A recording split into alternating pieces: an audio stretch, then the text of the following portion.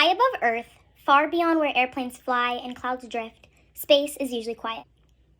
Iridium-33 was a hard-working American communication satellite. Cosmos 2251, on the other hand, was an old Russian military communication satellite. February 10th of 2009, Iridium-33 was zooming through space at thousands of miles per hour. It unknowingly approached the drifting, powerless Cosmos 2251. Then at an altitude of 490 miles above Siberia, the two satellites smashed into each other. Collision created a huge cloud of debris, thousands of fragments, many traveling faster than bullets.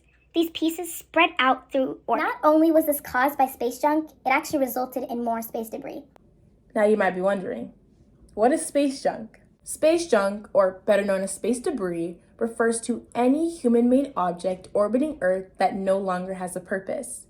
It can refer to big objects, such as dead satellites that have failed, or smaller objects like bits of debris or paint flecks that have fallen off of a rocket. Some space junk occurs from collisions or anti-satellite tests in orbit. When two satellites collide, they smash apart into thousands of tiny pieces, which create lots of debris. These objects traveling at high speeds create more debris and increase collision risks in a feedback loop known as the Kessler syndrome. This is an idea proposed by NASA scientist Donald Kessler in 1978. He says that if there's too much space junk in orbit, it can set off a chain reaction in which more and more objects collide and create more space debris in the process, to the point where Earth's orbit becomes unusable. Objects in lower orbits of a few hundred kilometers can return quickly. They re-enter the atmosphere after a few years and for the most part burn up before they reach the ground.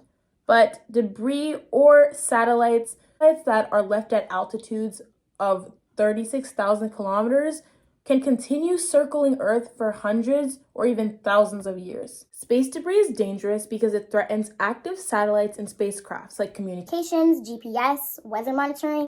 Even small fragments can cause significant damage because of their high speeds of up to 20,000 kilometers per hour. Fortunately, at this moment, space junk does not pose a huge risk to space exploration, but it does pose a danger to other satellites in orbit. These satellites have to move out of the way of all this incoming space junk in order to not get hit and potentially damaged or destroyed. The United Nations has asked companies to remove their satellites from orbit within 25 years of the end of the mission. This is tricky to enforce though. It's because satellites can fail. But multiple companies around the world have been working on some solutions. Ways to do this include using a harpoon to grab the satellite, catching it in a big net, and using magnets to grab it. All increase the atmospheric drag to get it to fall out of orbit. Earth's orbit allows us to study our planet, send communications, and so much more. So it's important that we use it sustainably.